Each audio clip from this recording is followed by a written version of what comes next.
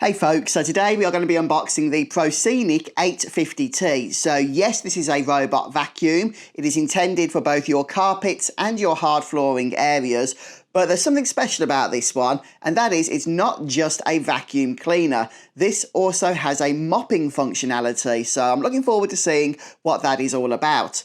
Now, full disclosure, Proscenic did send this to me in exchange for the video. So let's go ahead and see what comes in the box.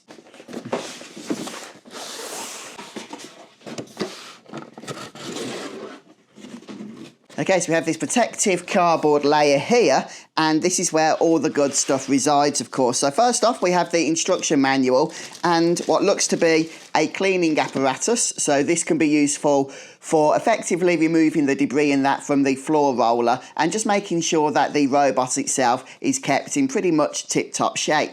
And it looks like straight away we have one of the floor cleaning heads for the mop. Okay, we have the actual section for the mop here, so let's go ahead and take that out. That's definitely something I'm interested in checking out. This garage area that I'm in right now does have a hard floor, so this is going to be really useful. It will vacuum and mop at the same time, and the water compartment is built in here as well. A little warning on the side to make sure that this is disconnected before the robot vacuum cleaner goes off to charge. And you can access the water tank with this little rubber grommet. You can also open the main compartment in order to access the filter here. Next up, we have the actual charging dock itself. So the robot vacuum cleaner will automatically make its way over to this when need be. We have a replacement filter and also the remote control. Now, one of the things that you can do with the Proscenic 850T here is actually set this up to use an app on your smartphone, but having the remote control here with the inbuilt display is also going to be really convenient. And a nice touch, Proscenic haven't forgotten to include the batteries that are required for the remote. Of course, we do need the power adapter, and then the main event, the robot itself. So let's take this out of the box here and out of the packaging bag. And I've got to say, it does feel like a good quality product. It has some weight to it straight from the get-go. So I'll just show you that a little bit more up close and personal there. On the back, you can see we have the wheels along with the floor roller head. And we have the side brushes. Now, 2, I believe, connect at a time. So there are 4 in total bundled, which means, yeah, you get 2 spare as well for when those are going to be needed. And it looks like that's everything inside. So let me tidy up a bit here. Okay, so I'll go ahead now and move the camera, and hopefully you guys will get a better look-see here. So one thing I will notice straight off the bat is that this shiny finish here looks fantastic, but it is going to be a bit of a magnet for fingerprints. So I will just point that out.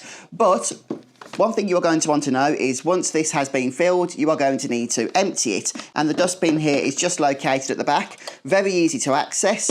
There's the filter, which can be removed also by opening this compartment here. Okay, you can clean this out pretty much probably every time this is filled. It will only take a second or two to take the filter out, shake this off into the main bin. And you also have the cleaning brush here so you can clean the filter off as well as when need be. Right, so let's pop the filter back in for the time being.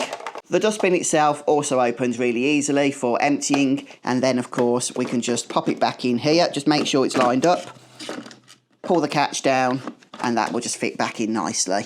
There are a couple of buttons to use here.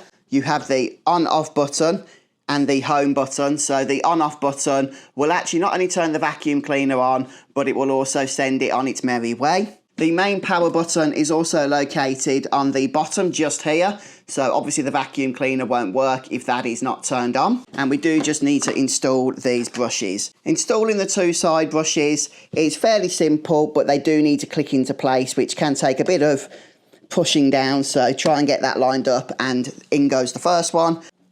There we go.